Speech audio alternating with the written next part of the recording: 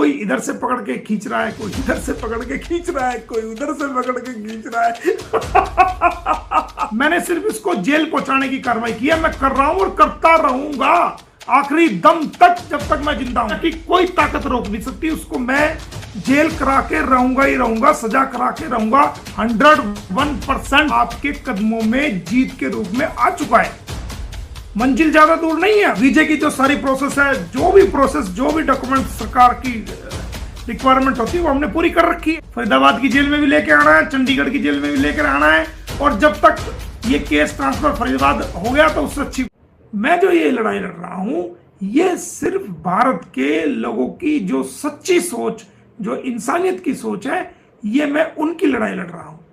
ये दुनिया के उन लोग, चाहे वो किसी भी मजहब के हैं, हिंदू है, मुसलमान है, सिख है, ईसाई है, इंसान है वो।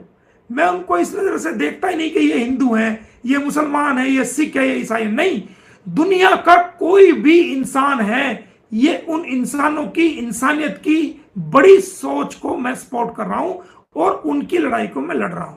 और जो दुनिया के जो लोग हैं, वो लोग इंसानियत की लड़ाई को ही लड़ रहे हैं और उसी सोच को आगे बढ़ा करके वो लोग सपोर्ट कर रहे हैं। चाहे वो भारत के लोग हैं, चाहे वो पाकिस्तान के लोग हैं, जो दुनिया के किसी भी देश, किसी भी मुल्क के लोग हैं, वो इस लड़ाई को इंसानियत की लड़ाई मानकर लड़ रहे हैं। अब इसमें प्रॉब्लम कहां आ रही है? प्रॉब्लम ये आ रही है कि अर्जुन ने अपना तीर का निशाना बिल्कुल मछली की आंख पे लगाया हुआ है। अब कुछ लोगों को यह खपता नहीं है कि यह निशाना तीर पे कैसे लग रहा है। अब कोई इधर से पकड़ के खींच रहा है, कोई इधर से पकड़ के खींच रहा है, कोई उधर से पकड़ के खींच रहा है।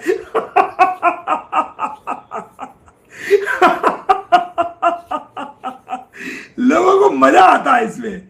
क्यों? एक व्यक्ति का टारगेट, उसका जो टारगेट है अर्जुन की तरह, वो टारगेट उसका स्वयंवर में जैसे हुआ था। आपके याद हो, आपने पढ़ा होगा कि अर्जुन ने स्वयंवर को जीता था और वो किस प्रकार धनुष को तोड़ करके मछली की आंख में उसने निशाना बांधा था। तो जो टारगेट हमने सेट किया हुआ है, इंसानियत का टारगेट, उस इंसानियत के टारगेट को देख करके कहीं ये भेद ना हो जाए और ये धनुष टूट ना जाए और मछली की आंख में जो है वो तीर ना लग जाए। लोग कभी इधर से खींच रहे हैं, कभी तरकस को खींच रहे हैं। दुनिया जो मर्जी कहता रहो, जो मर्जी कहते रहो, किसी की सुननी नहीं है। क्योंकि मैं जो आपको बताऊंगा वो बिल्कुल सच्चाई और हक की बात बताऊंगा। मैं आपको ये वादा करता हूं कि जिंदगी में कभी भी ना गुमराह आपको किया, ना कर रहा हूं, ना कभी करूंगा। क्योंकि इस केस में जब किसी इंसान को लालच होता है, कोई बड़ी फीस मिलती हो, बड़ा पैसा मिलता हो, या बड़ा नाम मिलता हो, या बहुत कुछ और लालच हो, तो वो गुमराह कर देगा। अगर कुछ काम नहीं हो रहा तो गुमराह करने की कोशिश। यहां तो हमने पूरी कोशिश की है, सब कुछ। अब हमने किसी से कोई फीस नहीं ली, बिल्कुल इंसानियत के नाते फ्री कर रहे हैं, अपने पास से लगा रहे हैं, सब कुछ कर रहे हैं। और ना किसी से मांगेंगे, ना किसी से सवाल करेंगे कि हमें ये दे दो या हमें ये चाहिए। नो, बिल्कुल नहीं। एक इंसानियत के नाते हमने इस केस को लिया। इंसान के नाते पूरी मेहनत कर चुके हैं, कर रहे हैं और करते रहेंगे। और गुलाम हैदर भारत में आएगा भी और बच्चे मिलेंगे भी, जब दुनिया कुछ भी कर ले। बहुत से लोग कहते हैं जी हम तो ये पहले ये कहते थे कि उसको वीजा नहीं मिलेगा, उसको बच्चे नहीं मिलेंगे, सीमा डिपोर्ट। अब हम कहते हैं सीमा डिपोर्ट भी नहीं होगी। तो हमें सीमा के डिपोर्ट कराने से क्या फायदा? हम सीमा को जाने नहीं देंगे जल्दी से, हम इसको सजा कराएंगे।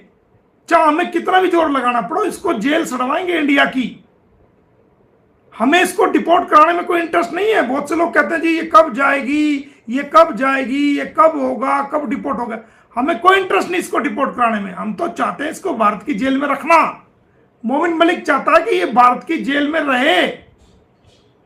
मुझे इसको डिपोर्ट कराने में इंटरेस्ट नहीं है, और ना ही मैंने आज तक इसको डिपोर्ट कराने के लिए कोई कार्रवाई की है। मैंने सिर्फ इसको जेल पहुंचाने की कार्रवाई की है। मैं कर रहा हूं और करता रहूंगा आखिरी दम तक, जब तक मैं जिंदा हूं।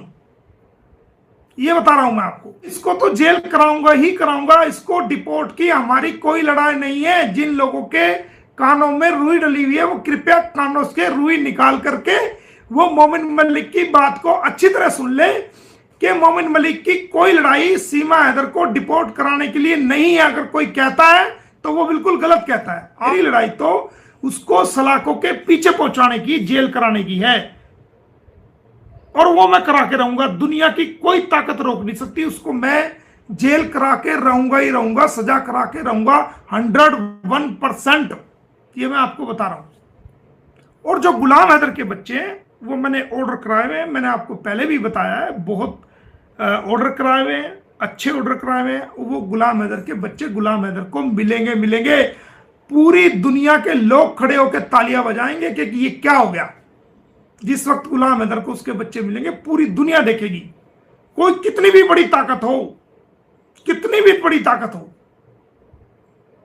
साथ लगी रहे उसके, मुझे उससे फर्क नहीं पड़ता, कुछ भी फर्क नहीं पड़ता।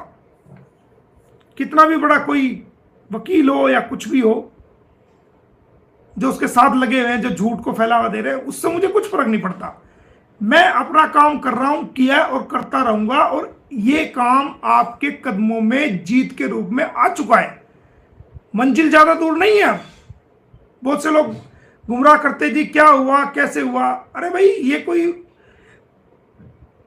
डेली डेली कोई अपडेट का कोई है कि रोज रोज नई कोई बातें आ रही है। ये कानूनी बातें हैं जो हम कह चुके, बच्चों के ऑर्डर करा चुके। अब गुलाम हैदर की वेट है, आएगा तो बच्चे दिलाएंगे उसको, मुलाकात भी होगी, वो रहेगा भी उनके साथ, बच्चों के साथ रहेगा भी, उसके बच्चे भी मिलेंगे।